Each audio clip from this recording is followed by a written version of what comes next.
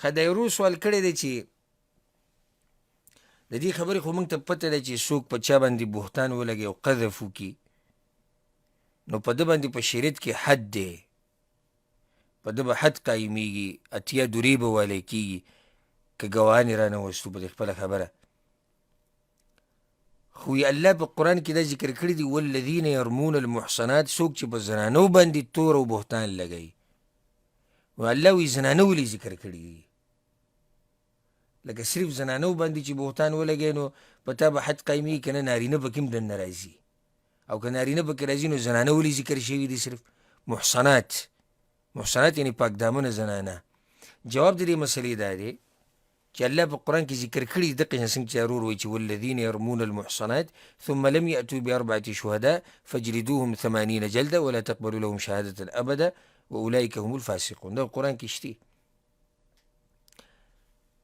په اتفاق د علماو سره په دې کې نارینه هم دننه داخل دي، په دې آیت کې دننه او په دې حکم او په دې مسله کې نارینه هم داخل دي.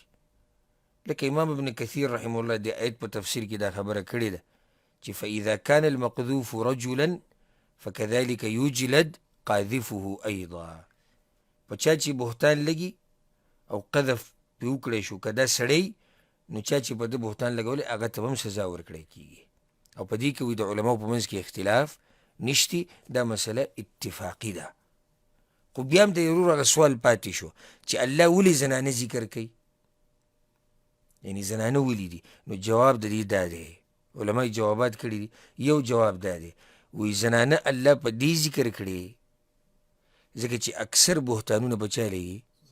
دا به زنانه ولګي. په نارینهو دومره بهتانونه نه لګي څومره چې په زنانو باندې لګي. نو الله ځکه زنانه ذکر کړي. خو دې مطلب خو دا نه چې سړو دپاره دا مسله نه، سړو دپاره هم لکه اوس یو سړی راپاڅېدو او ویې پلانې زیناکار دی، غټه خبره ده. پلانې زیناکار دی دا ګورې وړه خبره نه ده.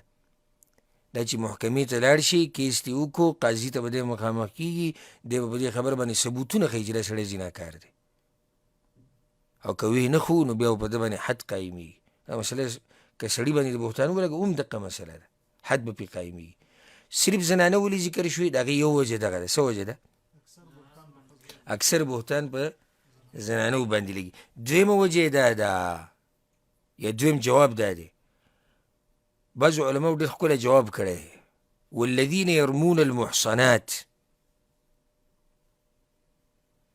څوک چې پاک دامنه زنانو باندې بهتانونه لګوي. وایي دې ځای کې مراد زنانه نه دي، محصنات نه مراد دي الانفس المحصنات، څوک چې په پاک دامنو نفسونو باندې بهتان لګوي. دا ښکلی جواب دی. څوک چې په پاک دامنو نفسونو باندې بهتان لګوي، نو نفس د سړي هم دی او نفس د زنانه هم دی، نو دواړه پکې وایي داخلي شوي.